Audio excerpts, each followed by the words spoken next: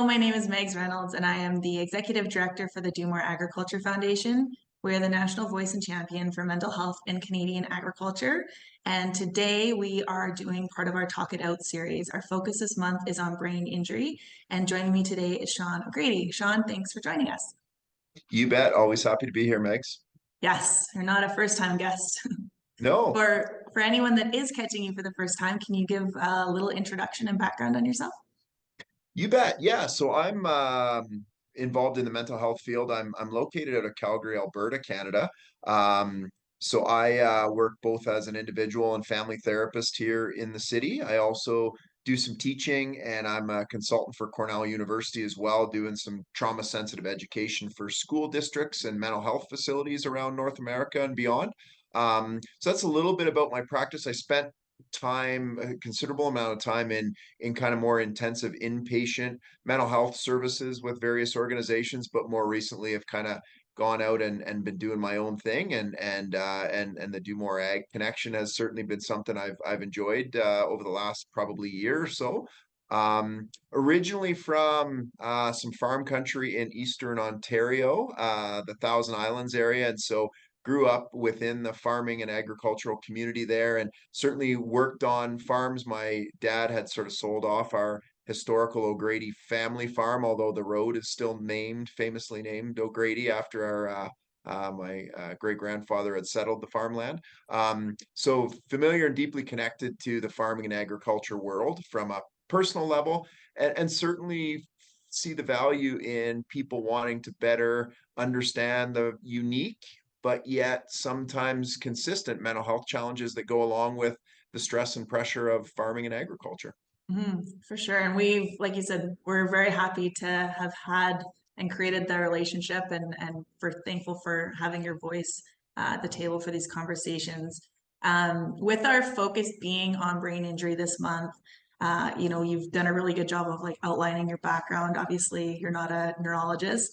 So our Mhm. focus today more is on the mental health aspect and psychological health aspect of brain injury.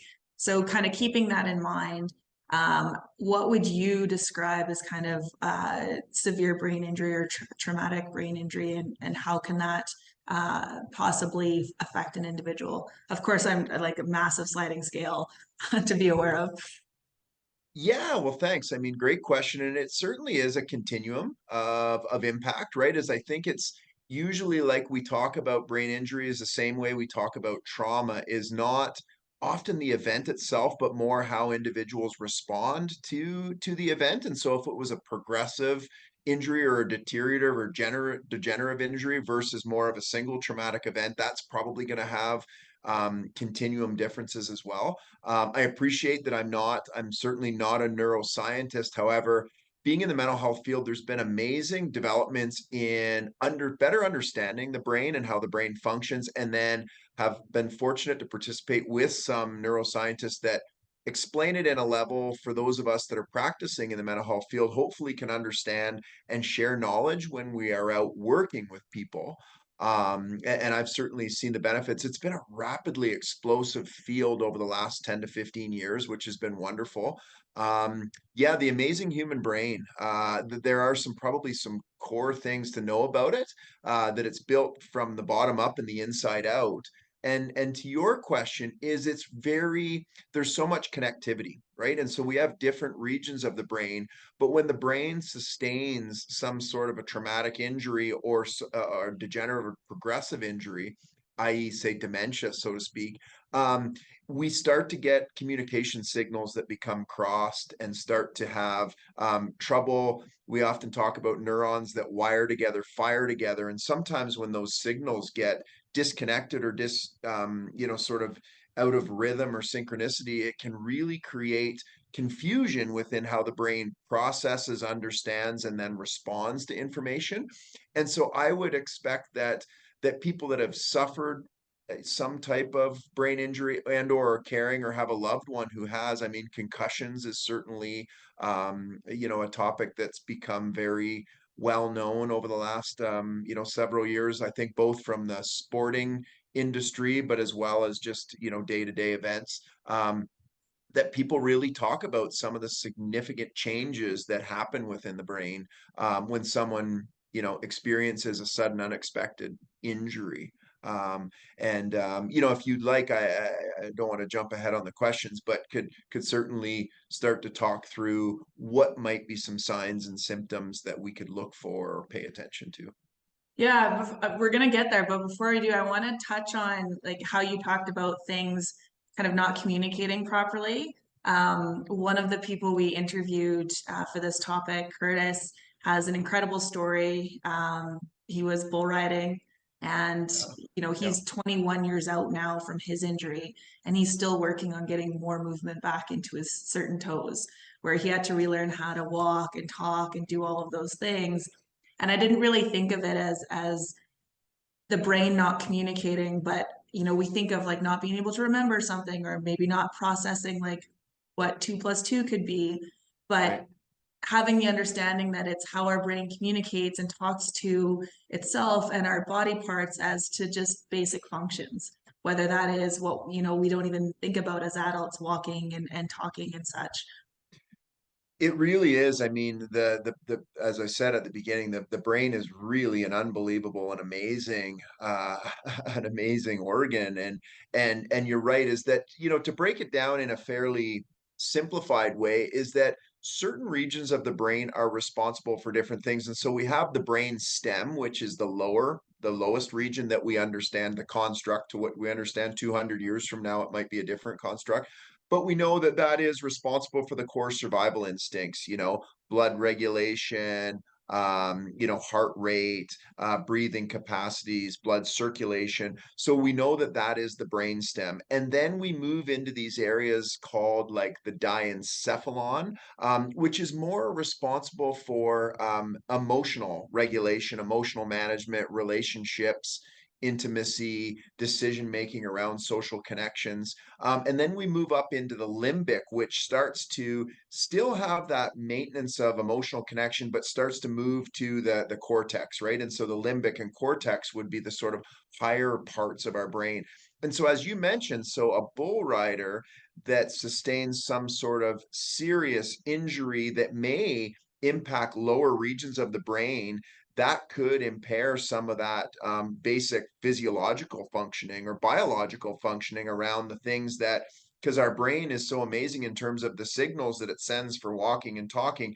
If there's some sort of a disconnection or those different regions of the brain aren't able to communicate with each other along those same pathways. I mean, I always love, it's really interesting, but um, the movie Inside Out, I think that it's a kid's movie, but actually does, I think, a really amazing job of better understanding how some of those signals and pathways and emotional responses work within the brain. That I often think that can be a nice way for people that are more curious to do it in sort of a fun, straightforward Disney kind of way. But in fact, when you look at it through the lens of all the different things that our brains are trying to do and what our brains are responsible for, I find it often does leave people with a better appreciation of what's going on inside that fascinating, organ within our bodies.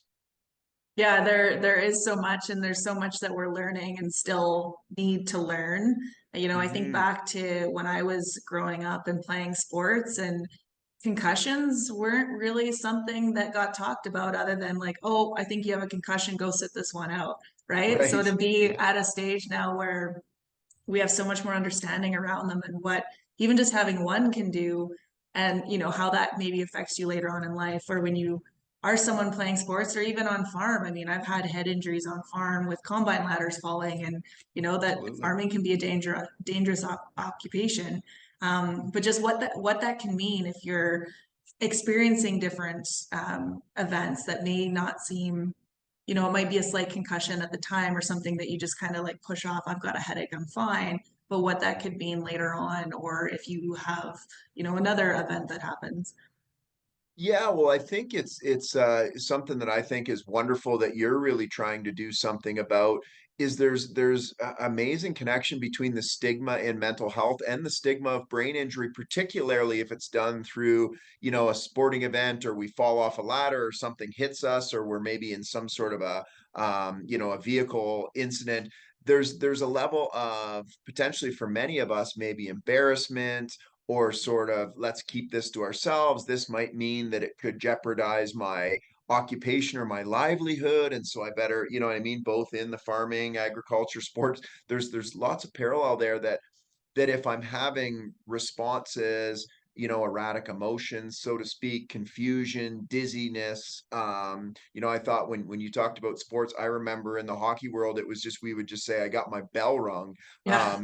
which somehow just became the normalization of being able to see stars and not being able to concentrate, and you kind of keep drinking water in hopes that that makes it better, and eventually maybe you shift from water to alcohol to see if that's going to help, and Yeah. some of these really unhelpful ways, again, similar to the mental health world, if we don't have knowledge, understanding, and awareness. And then if there's some sort of stigma, either that's our own driven stigma or some sort of judgment from community that would tell us that these aren't things that we should be talking about or better understanding or asking for help for, then it can probably, I suppose it runs the risk of prolonging the recovery if there is a pathway to recovery that can occur.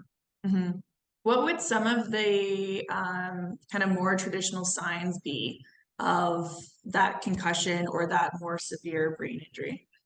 Yeah, well, similar to the brain being built from the inside out and the bottom up is what many people report, would be this sensory integration and sensory processing problems. And so sensitivities to the things that our senses, again, based on this connectivity, our senses can normally process sights and sounds and touch and smells and things. When there's some sort of a disturbance, sensory processing, often a more extreme sensitivity to lights and sounds and noises, is a common experience people have with brain injury. When it's impacting the more emotional, sort of that diencephalon or limbic aspect of our brain, it can really start to create increased irritability, agitation, confusion, mood swings, sort of relationship challenges because we're sort of not ourselves, so to speak, in terms of our traditional way of being and doing.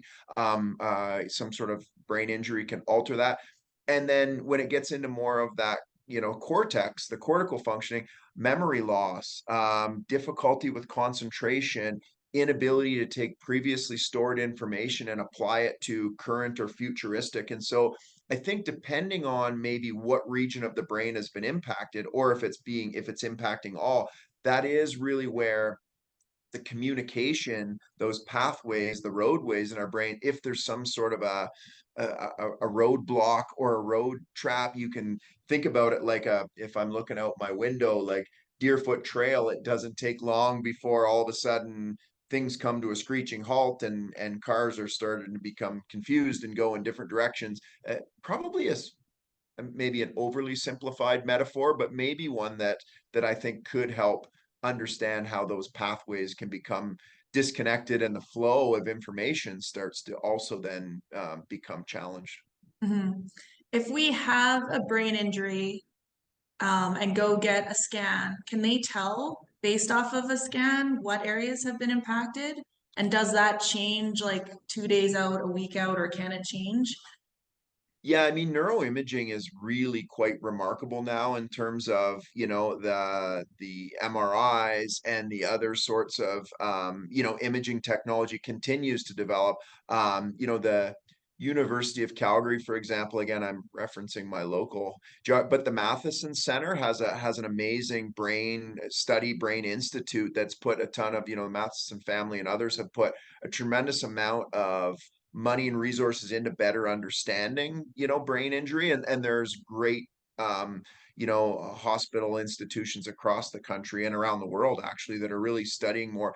And yes, a lot of it can even be the way that we study activity and communication. So you can actually see the imaging in certain parts of the brain, and taking sort of pictures and comparative analysis to healthy brains versus brains that may have suffered some sort of, you know, injury, and or having some sort of a degenerative, you know, process. So there is really now an amazing, you know, sort of birth of information that really does have some better understanding. And a lot of people that have made the commitment donate their brains for the scientific studies to better understand, things like concussion and other brain injuries and how that affects. And so, yes, there are some fascinating things that you can do now in terms of being hooked up and actually looking at brain waves and brain activity, and being able to do comparative analysis between healthy and unique brain waves comparative to other people, for sure. Even in the mental health field, as you can start to see people with chronic forms of, say, depression, anxiety, is certain colors and imaging that flare up in certain regions of the brain, that start to tell us things about the mental health world as well. That's pretty amazing. It's a really good segue to the kind of the mental health side. You touched on it a little bit, and that's something that I've heard, throughout life as well. Being especially in the sport world where people will describe someone as like not their self after having a concussion or a brain injury.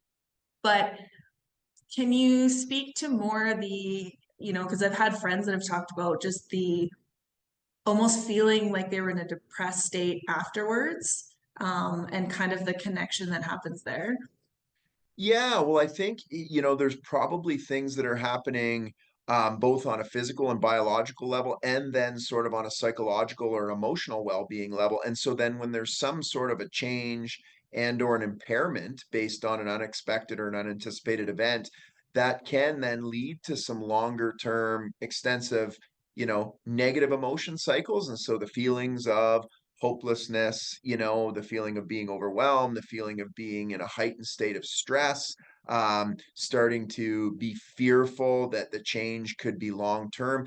And so we know that when we sit in those negative emotion cycles, not that there's such thing as a bad emotion, but when we sit in negative emotional patterns for extended periods of time, that is where mental health can start to be create mental illness, when we don't feel as though there are appropriate or sort of adaptive coping skills that we have to get ourselves out. And so, for example, if a farmer that has a huge amount of identity, which makes really good sense, on being able to go to work every day, work long hours, do a variety of really complex tasks, if all of a sudden something unexpected sidelines them for that, it can really create some identity challenges. And identity, all of a sudden, I'm not in the role of the provider, and I'm not able to do things that I was previously able to do. All of those things can start to create that those mood related challenges like depression, like anxiety, and certainly leading to even intense stress, which we know can create burnout. And so those would be certainly, when I think about my clinical work, certainly conversations that I've had with people, and it often comes up with the lack of identity, or the inability to find myself in this new state that I'm Mm. currently in. And if it lasts for a long time, which for some, brain injuries they can, um, a difficulty embracing, that even the grief and loss, I think, plays a role in the grief and loss related to who I was then and who I am now, and the inevitable grief and suffering that can come along with those significant changes. Mhm. Yeah, and that, I mean, that grief and loss is a big one in the identity piece, and that can be something that even if it's not a forever thing or a 10-year thing or a 5-year thing, that you can still have those emotions or those feelings around. Like you don't need to lose your ability to say harvest Yeah, forever, to just yeah. even for one season to have that grief and that loss, and to be struggling with that sense of identity and change that's gone on.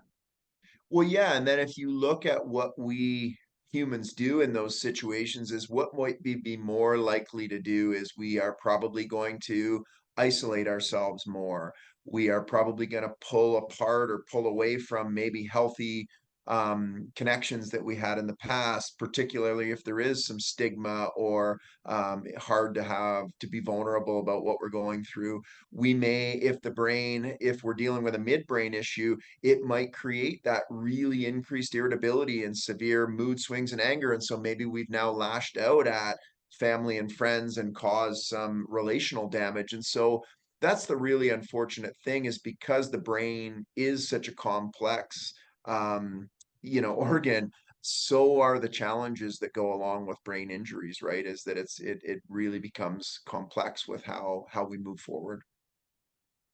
I feel like we should have a recommendation, and I mean like we in the larger societal sense of when someone does go see a doctor and they are thinking it is concussion, that there's also you know, they might prescribe something, but they're also going to say, we really recommend you connecting to a mental health professional to support you through the next couple months. Yeah, well, that is, and I think you're so true in that is that, we have typically done a really poor job of connecting those dots together. It's like, well, this is a medical issue, so therefore I Right. need to address it in this very focused medical way. And it's like, but we know that the mind, body, and spirit, or I believe we know, others may not agree, but that they're all connected to one another. And so if I've got an issue within my brain or my body, so too will that create an issue within, my mind and my spirit and my social connections. And so that I need to really address that in a holistic way. And so I would agree with you that here's what we're thinking is going on for you medically, and here are some resources around what we might recommend you doing to manage some of the emotional and mental aspects that may go along with this particular yeah, like I think about athletes, for example, because you've mentioned that. And one of the things I worry about is most athletes, when you talk to them, particularly even the ones that were incredibly successful and played in the professional levels, they never really talk about, I can't, the thing I'll miss the most is scoring that goal or the winning that game. They talk about the social connections within a dressing room or the long lasting friendships. And what often happens when people suffer injuries is we like banish them away, right? It's like, okay, you're on the injured list. And so now, as a result, your recovery is we're going to disconnect you from your teammates and you're going to go through this journey all by yourself. And I think it's very similar to the vocation of, farming to agriculture, where when we're going through something, sadly, we often go through it, the recovery can feel quite lonely. And I do think we need to do a better job of recognizing the recovery and the prescription may be relationships that need to be strongly considered as a way to pull people through some of these physical and medical, situations that they go through. Because I just feel like there's a lot of isolation that it goes along with recovery. Yeah, that's such a good point. And where one piece that I feel the farming community does really well is that if there is an injury or a sickness or a loss or I mean even a piece of equipment, say a combine burning down at harvest, of coming together to support. Yeah. There's, people will come with equipment. You see it in the news all the time that someone's diagnosed with cancer and their community shows up and helps them get their crop off. And, meals are brought, equipment are brought, time is donated. But when anything touches on that mental health piece, maybe that person isn't able to do what they need to do in their day to day during that season on the farm because of mental illness or because of recovering from a brain injury. We don't know what to do with that. With Hmm. the stigma that exists, everyone says, well, I don't want to make them feel uncomfortable. I'm worried about how to have a conversation or how to best support. And so it is very isolating because what I have seen is just kind of hands off. I think if people were more comfortable with looking at it the same way as we look at kind of that physical injury, that they would show up in the same way to support. Whether that's, the phone call to check in or the meals or, hey, can I, we finished this field early. Can we come over and help you, finish your wheat or something? Yeah, and I so agree with that. And I think we've probably made some strides, I would say, as a society, but I don't think we've rolled the rock to the top of the mountain just yet on that, and I do. I think, you know, what if we treated, people with cancer the way some people with mental illness are treated, right? And it really is, it's quite a sad, and still can be a lot of judgment or that view that this is weakness or you're just not working hard enough. And what makes you more mentally ill? then people judging you for your mental illness is almost something that's going to keep, because it really reinforces, sadly, for those of us that have struggled with mental illness in our lives, it reinforces what we already believe. I'm not worthy. I deserve to be alone.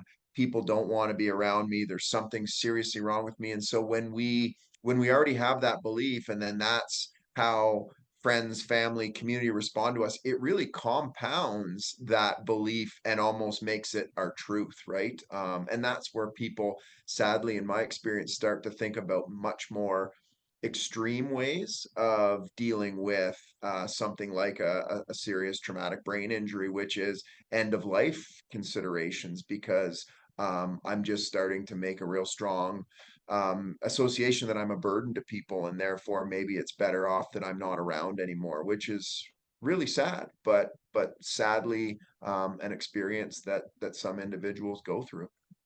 And we do have quite high rates of suicide in agriculture. I don't know statistics for all around the world, but in Canada, suicide rates are about 20 to 30% higher than any other occupation when you look at farmers. Wow. Yeah. Yeah, well, I was just reading some statistics this morning, actually, and even just in Canada in general, even sort of pre and post pandemic, suicide rates went from, I think it was 2.5 to 4.7 from sort of 2019 to 2020. So I mean, quite a significant, yeah, I think there are 45, yeah, 4,500, a year that are known, and not to mention the unsuccessful attempts. And so it is something that we have to continue to talk about. And what I believe about suicide is, sadly, it's an attempt to cope with a decision that I'm making to try to cope with something that I don't see any other more meaningful options. I've got to a place where I feel so hopeless and desperate that it's just what I think is an option to choose as a way to escape the pain and suffering. Mhm. I feel too that there could be the possibility with the feelings of depression or anxiety. Um, there could be a link that extends the recovery time. I've talked to people where they've talked about and been open about how they really, if you think of it as a battery, especially recovering from a brain injury, where they couldn't push themselves past that, or else they would Right. set themselves their recovery back, days, weeks. And so just kind of factoring in having those feelings of anxiety or depression or, stress and burnout, I feel like that would influence what that recovery time could look like as well. Yeah, it's such a good point, Megs, because when you actually think about the thing that most doctors suggest are helpful recovery are to be alone in dark, Oh, jeez. basements with very little noise, sound, or social connections. And we know what are the things that keep us highly depressed Yeah. are being in dark, isolated experiences with very little to no social connections. And so the double-edged sword of recovery from brain injury is actually some of the things that we know can create depression as well, right? As we know, some of the most helpful strategies out of depression is sunlight, recreation, which sadly our brains, when we're having processing problems as a result of a brain injury, those would be the things that create that oversensitivity or would maybe set us back. So it really is a double-edged sword, and there must be some way that we find this idea of I might need to be physically distanced as I recover, but what are ways I can still stay socially connected, to people as much as possible? Or even sharing space. I came across a post the other day, and I forget who the author was, but a well-known author globally, and they said that they had a rule with their friend group that nobody cries alone. And Mm, so they'll have people, leaders across the world call them up, and it's to cry, and it's because of that wow. rule. So I feel like you could kind of take away from that, even if you do need to be in that dark space, that dark, quiet space, which sounds bad, but like you said, that's kind of what can be best for recovery at times.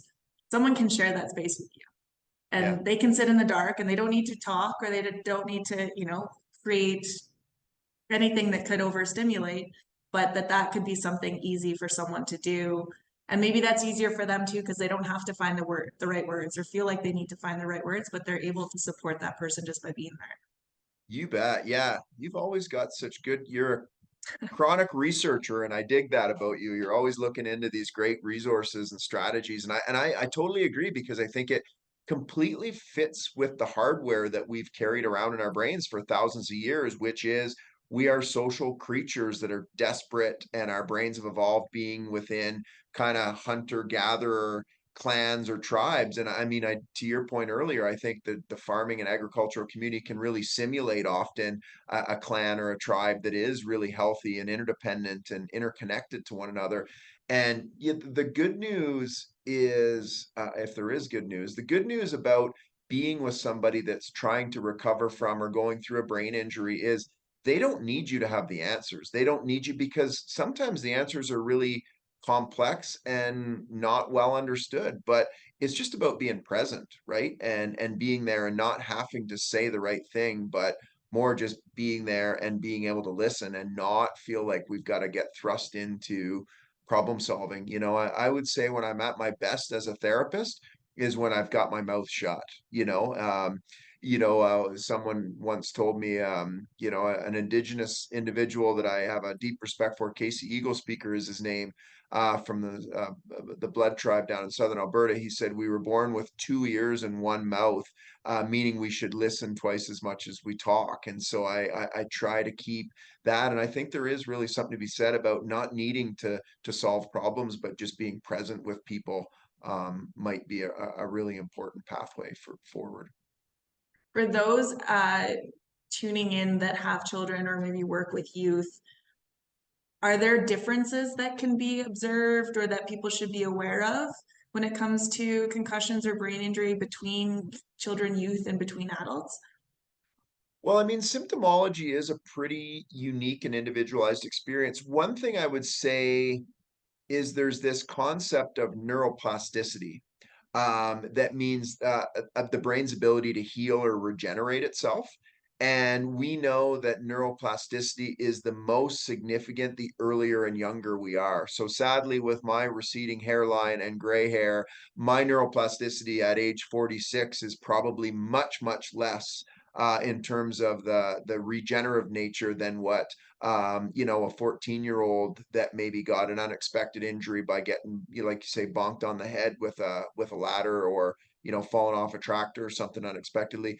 The concept of neuroplasticity, so the neural pathways and the purposeful reactivation may lead to faster improvements. It's not necessary, but that's certainly where I feel compelled to go with that question is just generally the younger we are and the more plastic our brain is, the better chance at recovery we have as opposed to the longer in the tooth we get, so to speak. Mm. Not that there isn't neuroplasticity in middle and later life, but the younger we are, the more plastic our brains are. Mhm. Yeah, I think that's a great thing to keep in mind, especially if you are supporting a youth or child that has had a brain injury, where, just how frustrating and dark a place that that could be for that child or youth trying to come out of that. But to be able to, encourage them that their brain is set basically to Yeah, do a better job of recreating those pathways and coming yeah. back from that. Yeah, and there has been some really great interventions that are happening that certainly weren't probably back when you and I were maybe playing sports or when I was throwing bales in a hay mow is there are just better baseline testing for people that play competitive sports. I think the equipment, if you talked about bull riding or bronc riding, I think the equipment and the protective gear is certainly, although I did hear tragically of the passing of a young man just this weekend out in Morley at a rodeo, and happened to be teaching a class this week with one of his family members, which led to a really sad conversation. But overall, although there are still tragic events, I do think technology is better. We know how to create recovery pathways in a more effective and informed way. The equipment that we're using, I look at our local football team, the Stampeders, and the CFL's made some decisions about certain contact during practice versus during game to try to reduce repetitive head contact. I think certainly there are a lot of really well-intended people that are trying to better understand brain injuries and better understand how we recover. Um, and I think there's really good research as well, for the aging population on what are the things that we do to keep our brains moving and keep our brains invested in challenging and sort of stretching us out in a healthy form of stress to keep our brains active so that it can be preventative in terms of some of those later in life experiences like dementia. Mhm. My dad took up playing guitar or learning to play guitar when he was 63. So for Wow. him, that was one of those things. Which would be, yeah, my dad in Eastern Ontario is still, he'll be 81 in August, and he's still one of the few guys that can replace old school clutches on old John Deere and Massey Ferguson tractors. And so there's still lots of farmers that bring their gear to him, and I think that's a way that keeps him young and fit. And you know, and I think they still exchange sort of a case of beer instead of financial means for clutch repairs. Yeah. So Oh, that that's amazing. relational connection. Yeah, the Yeah. relational connection in the garage is still alive and well on O'Grady Yeah. Road. So And I want to touch on equipment too. Like you talked about it in sports, but I just, what I've seen is sometimes there can be a disconnect to using proper PPE or equipment on farm versus in the city. But just the importance of, if my kids are jumping on the quad at the farm, I want them to have helmets on. Just because they're in the yeah, farmyard doesn't mean that something can't happen. So kind of bringing that mindset of my kids are going to be doing these things. How can I best, maybe you don't need to make them wear a ladder to or a helmet to work on the combine, but to, some of those activities, riding, ATVing, quadding, what have you, but to be aware of the equipment then that can help protect them while doing those things. absolutely. It's that idea that when we know better, we've got to do better, right? And Yeah. and so I think back to the years we hauled our children around, with the windows rolled up, smoking cigarettes without anybody wearing a seatbelt, and we've moved, right, based on science and evidence that would suggest those are really dangerous things to do. And I think brain injury and the protective gear that's available is probably one of the next waves of, as we learn this knowledge and we understand, let's make sure we do better with this, with this information that we have, right? So you bet. Is there anything that we haven't touched on today surrounding kind of brain injury and recovery that you feel we should hit on before we sign off?